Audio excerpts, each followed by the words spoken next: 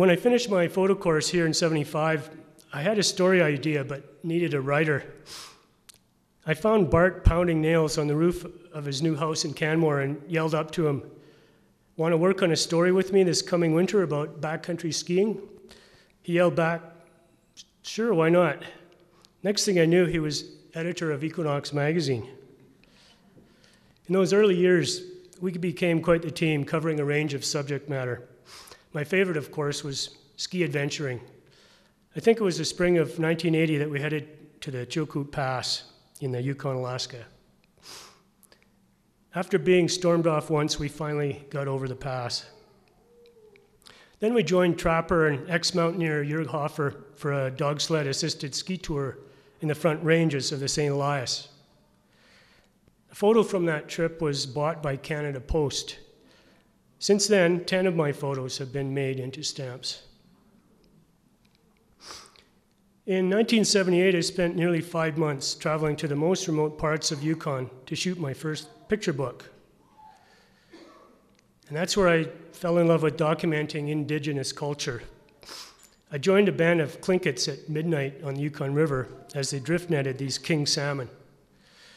And Sonny Jonas from Moosehide, just downstream from Dawson, told me about his big adventure riding his Harley from Dawson to New York City. A year or two later, I returned to Yukon and joined Bruce Coburn on a canoe trip prior to him giving a concert in Whitehorse. My Tlingit friend George Henry, in the foreground, had organized the concert and hired wilderness guide Martin Williams in the back to lead the trip. Bruce turned out to be a great guy, and because he had to keep his fingers nimble for the upcoming concert, we had a campfire concert every night.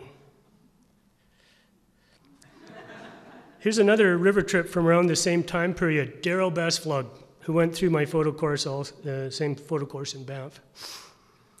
Jeremy Schmidt, who I've done all kinds of neat trips with, and I made an amphibious descent of Copper Canyon in northern Mexico. We used kids' rafts for the pools between the giant rock slides. It took 11 days to boulder our way through the canyon, and we were really hungry by the time we got to the bottom end. In 1997, on the eve of the 100th anniversary of the formation of Yukon Territory, Biba and I spent several months roaming the wilds of what has become my second favorite part of Canada, next to the Rockies and the interior ranges. And I've spent over a year on hikes, climbs, ski, river, and bike trips in the Yukon so far. This is in the Ogilvie Mountains, and here's Joyce Majiski, Yukon artist who has spent time working on projects at the Banff Center, who also makes ends meet by being a wilderness guide. She rode us down the upper Elsac River, which is on the edge of the St. Elias Range. I've been on 4 expeditions to the interior of the St. Elias. This magnificent region is kind of a poor man's Antarctica.